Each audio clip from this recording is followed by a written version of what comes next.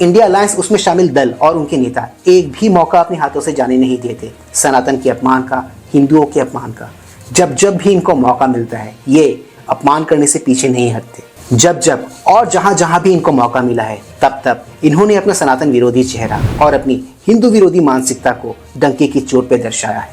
आपने एक बार नोटिस की होगी, ऑब्जर्व की होगी कि जितने भी लोग अपने आप को सेकुलर मानते हैं या फिर लिबरल कहलवाना पसंद करते हैं, वो अपने आप को कूल दिखाने के लिए और सेकुलर दिखाने के लिए एक कॉमन प्रैक्टिस फॉलो करते हैं, वो भी रिलीजियसली। वो ये कि हिंदुओं को गाली दो, सनातन का अपमान करो, सनातन की बुराई करो। ऐसा करके आप कूल हो जाओगे। आप एक बार जान के शॉक हो जाओगे कि सनातन बैशिंग ये एक ऐसा काम है जिसको आज के तारीख में अगर नॉर्मलाइज किसी ने किया, नॉर्मलाइज किसी ने बनवाया, तो इन्हीं सो कॉल्ड लिबरल्स, इन्हीं सो कॉल्ड सेकुलर इस्लामिस्टों और वामपंथियों ने। एक वक्त ऐसा भी था, एक दौर ऐसा भी था जब हिंदू खुद को हिंदू कहने में शर्म महसूस करता था।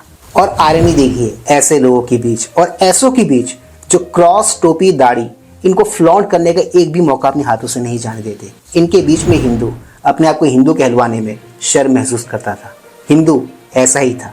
बट 2014 के बाद से ये सब कुछ बदल गया है। ऐसे लोगों को, ऐसी मानसिकता को आज की तारीख में हिंदू ओपनली कॉल आउट करते हैं, क्योंकि सनातन और हिंदुओं को जितना ज्यादा नुकसान इस्लाम और अंग्रेजों ने नहीं पहुंचाया, उससे कहीं ज्यादा डैमेज, उससे कहीं ज्यादा चोट सनातन को हिंदू नाम वाले लोगों ने ही दी है। बट क्या है ना, इन दिनों देश बदल रहा है। ऐसी मानसिकता और ऐसे लोगों को देश और देशवासी अब बख्शने के मूड में बिल्कुल नहीं है। Please like, share, subscribe YouTube channel ताकि हम ऐसे कंटेंट्स बनाते रहें। ऑलराइट दोस्तों, let's go back to the topic then.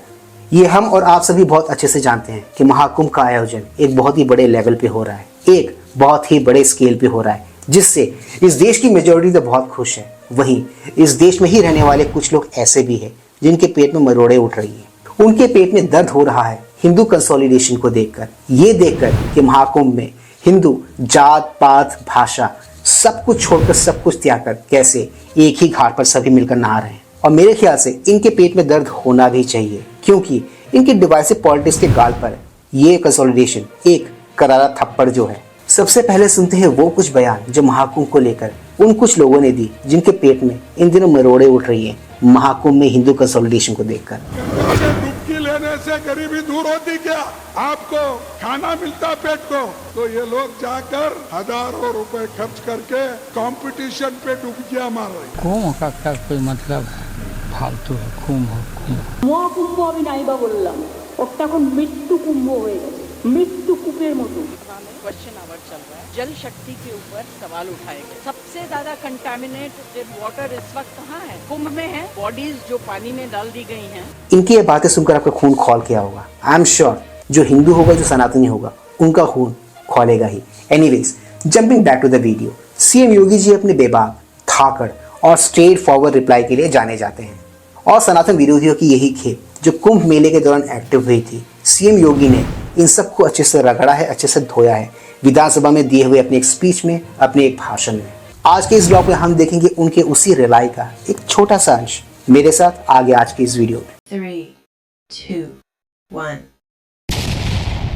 आप ही के एक सहयोगी श्री लालू यादव जी कह रहे हैं, अरे ये सब कुंभ का क्या कोई मतलब है, फालतू का कुंभ है। यानी सनातन धर्म के इस महायोजन को वे फालतू उनको दिखाई देता है। इनके एक और सहयोगी उससे भी 2 कदम आगे आकर के कहती हैं कि महाकुंभ मृत्यु कुंभ में बदल गया है। ये क्या है? ये क्या है? मल्लिकार्जुन खड़गे कांग्रेस के नेता कहते हैं कुंभ भगदड़ में हजारों लोग मारे गए। एक इंसान, एक मनुष्य किस हद तक गैर जिम्मेदार और संवेदनहीन हो सकता है, उसी का आपने यहाँ पर एक सैंपल देखा। उसी को योगी जी यहाँ पर गिना रहे थे। एंड लिटरली क्या ऐसे ही हमारे देश के नेता, क्या इन्हीं नेताओं को कुछ हिंदुओं ने वोट दिया था और वोट देकर इनको कुछ सीटें दी थी?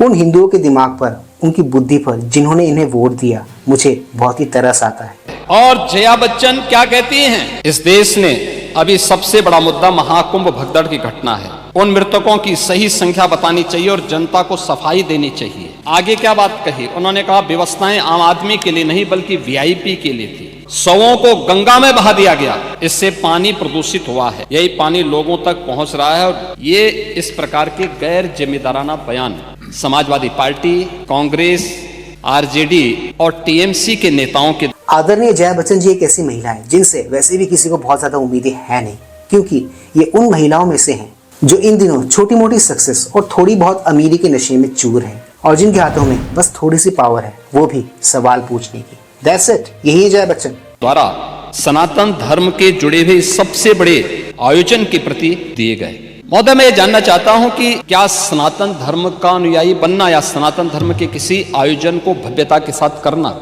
क्या कोई अपराध है? उस आयोजन को उन सीमाओं के साथ उस आस्था को सम्मान देकर के आगे बढ़ाना क्या कोई अपराध है? और अगर अपराध है तो हमारी सरकार इस अपराध को कर रही है और आगे भी करेगी।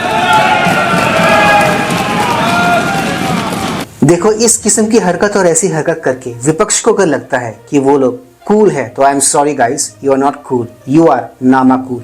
आई अंडरस्टैंड कि इनको सत्ता से दूर होने का बहुत ही दुख है, बहुत ही गम है, बट क्या है ना, आपका ये दुख अभी और बहुत लंबा चलने वाला है क्योंकि आपकी हरकतें ही कुछ वैसी ही है। निकट भविष्य में भी आपको इस किस्म के मौके, इस किस्म के चांस मिलते रहेंगे। अभी तो आपको बहुत रोना है, ये तो बस शुरुआत भर है।